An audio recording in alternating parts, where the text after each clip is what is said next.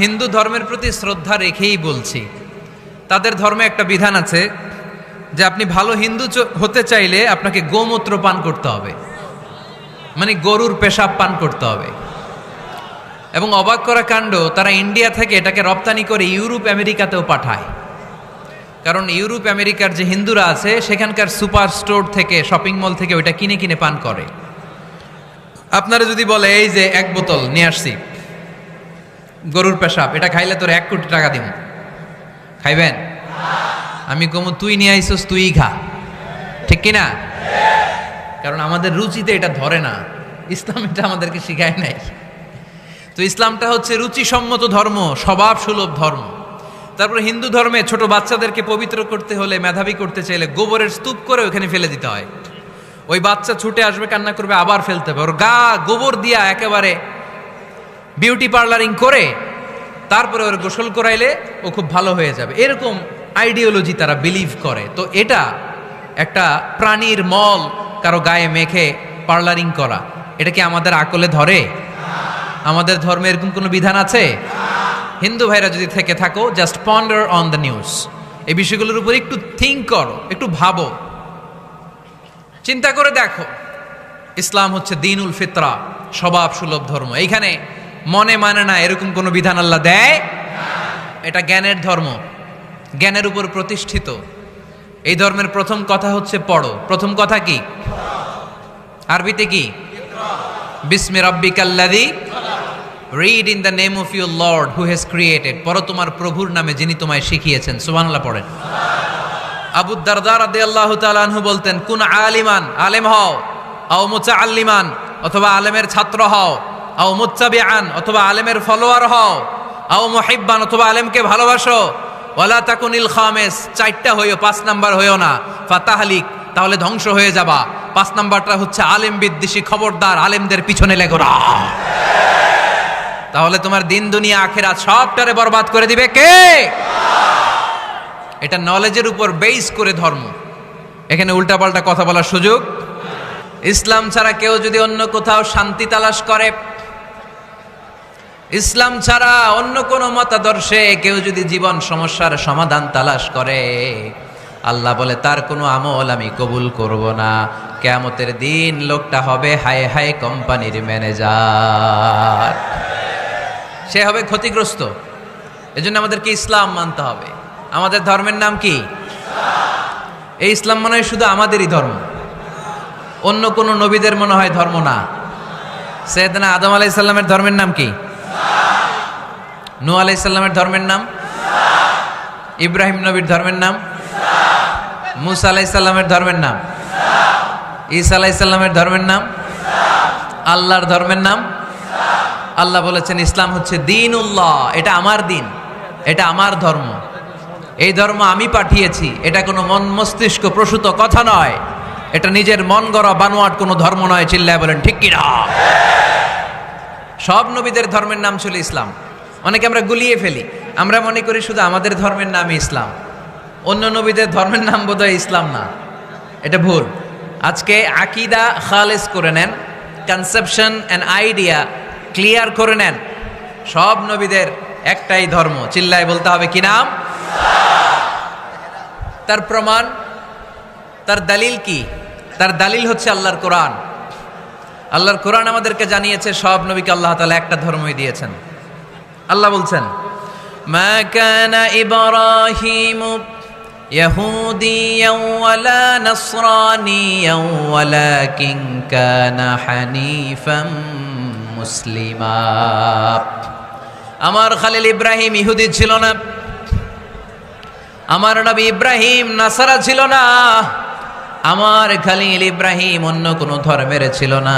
সাইয়েদানা ইব্রাহিম ছিলেন কানা হানিফাম মুসলিমা, একনিষ্ঠ মুসলমান। কোন সুবহানাল্লাহ। সাইয়েদানা ইব্রাহিম আলাইহিস সালাম ছিলেন একনিষ্ঠ মুসলমান।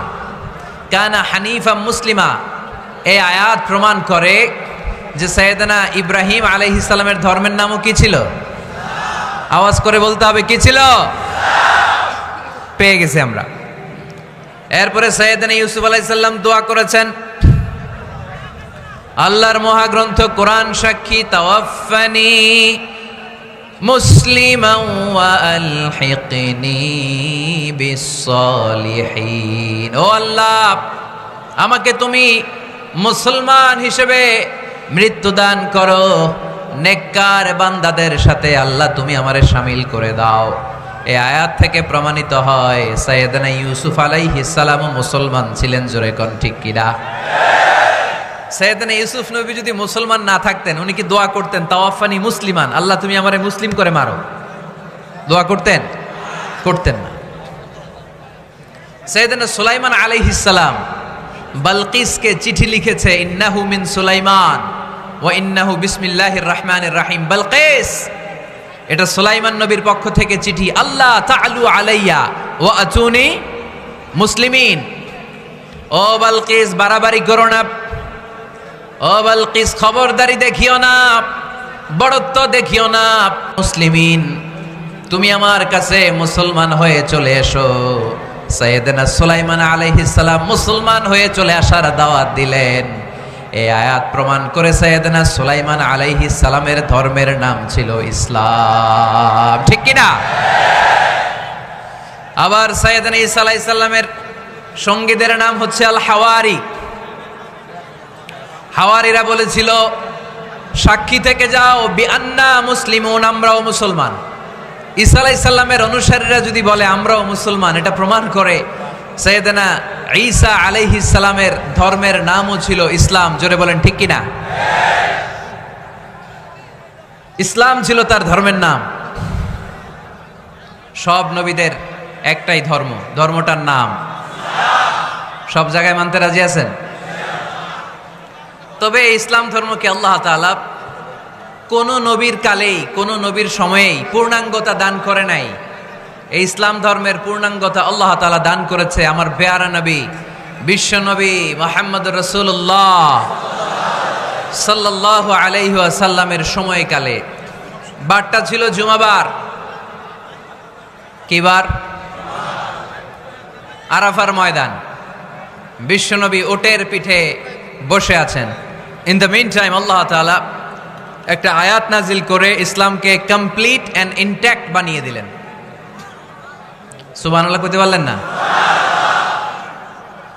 اليوم أكملت لكم دينكم وأتممت عليكم نعمتي ورضيت لكم الإسلام دينا।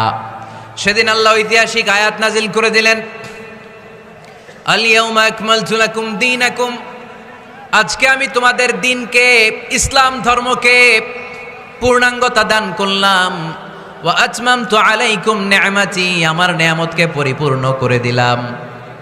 ওয়া রাদিতু লাকুমুল ইসলাম দীনা, আমি আল্লাহ তোমাদের জন্য ইসলাম ধর্মকে মনোনীত করে খুশি হয়ে গেলাম। আল্লাহ তাআলা ইসলামকে আমাদের ধর্ম বানিয়ে খুশি। এখন প্রশ্ন হচ্ছে, আমরা খুশি কিনা? আওয়াজ কমে গেছে এবার। ইসলামকে আমাদের ধর্ম মনোনীত করে, ইসলামকে আমাদের জীবন বিধান মনোনীত করে খুশি কে? আল্লাহ। এখন আমরা খুশি কিনা? দিস ইজ দ্য কোশ্চেন নাও।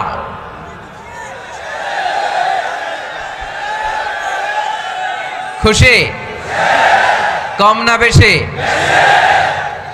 আসলে আমরা বেশি খুশি এবং প্রতিদিনই এই ঘোষণা দেই, প্রতিদিনই এই ঘোষণা দেই যে আমরা ইসলাম পেয়ে খুশি, কিন্তু অর্থ জানি না, তাই বুঝি না।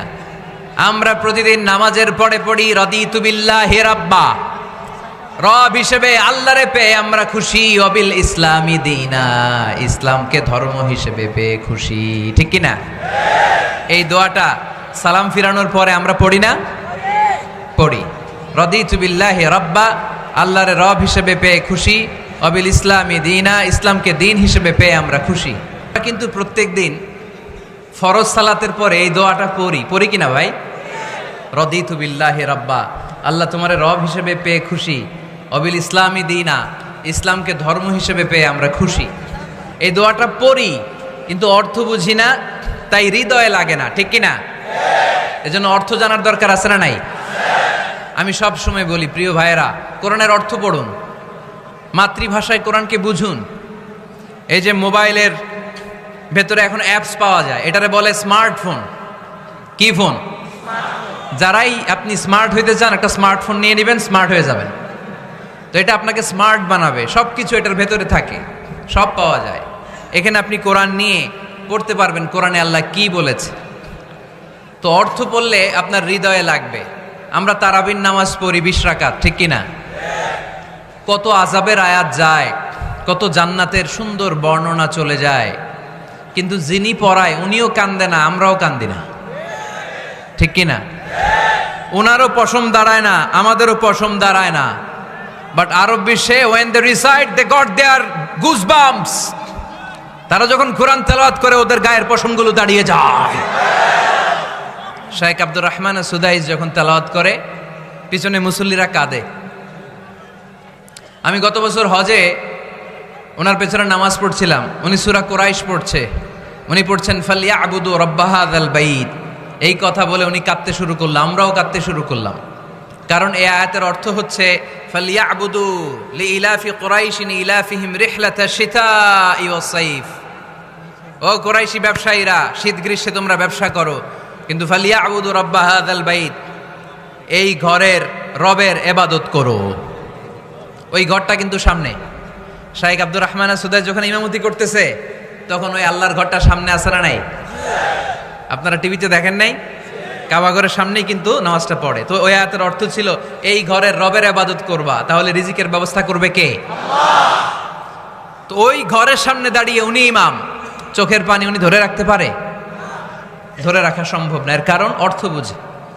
আমরা আজীবন পড়ি সুবহান রাব্বিয়াল আ'লা, এর অর্থটা যে কি কেউ জানে না, ঠিক কিনা? তো চোখ দিয়ে পানি নামবে কেমনে? চাইনিজ ভাষা আমাদের কাছে যেরকম, কোরআনের তেলাওয়াত আমাদের কাছে অনেকটা এরকমই। চাইনিজ ভাষার অর্থ জানি না, কোরআনের আয়াতের অর্থ জানি, কিন্তু এই কথা বললে কি আল্লাহ আমাদেরকে ছাড়বে? No excuse will be granted that day. সেদিন আল্লাহ কোনো এক্সকিউজ গ্রহণ করবে না। অনেক হিন্দু মুসলমান হয়, এরপরে তারা কোরআন বোঝে, আল্লাহ বলবে হিন্দু হয়ে পারলো, তুই পারলি না কেন? জোরে বলেন ঠিক কিনা? এজন্য অর্থ বোঝার চেষ্টা করতে হবে। তাহলে আলোচনার যেই জায়গায় আমরা এসেছিলাম আর কথা বলছিলাম, আল্লাহ বলেছেন ইসলামকে তোমাদের ধর্ম মনোনীত করে আমি আল্লাহ খুশি। আমরাও বলে দিলাম আল্লাহ তুমি যদি ইসলাম দিয়ে খুশি, আমরাও ইসলাম পেয়ে খুশি। জোরে কোন ঠিক কিনা?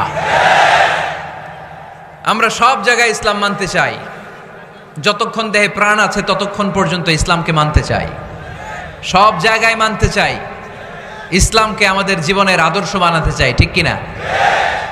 সাইয়েদনা ওমর ফারুক বলতেন নাহনু কওমুন আ'আজ্জানাল্লাহু বিল ইসলাম, আমরা তো এমন জাতি যেই জাতিকে আল্লাহ তাআলা ইসলাম দিয়ে সম্মানিত করেছে।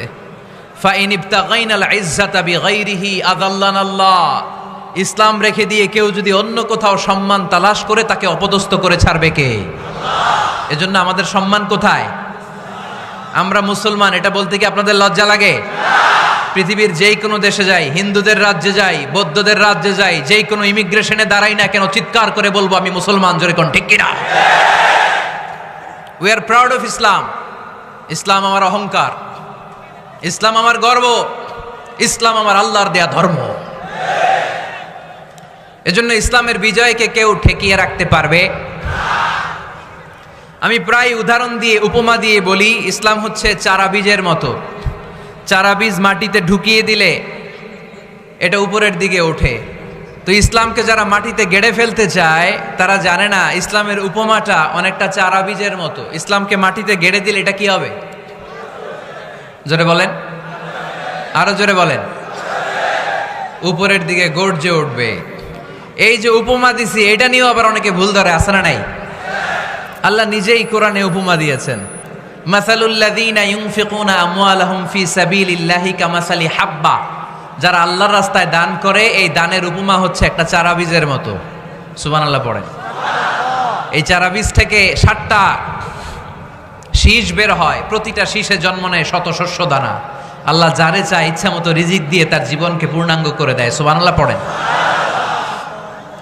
এজন্য আল্লাহ বললেন ইসলাম হলো আমার একমাত্র মনোনীত ধর্ম।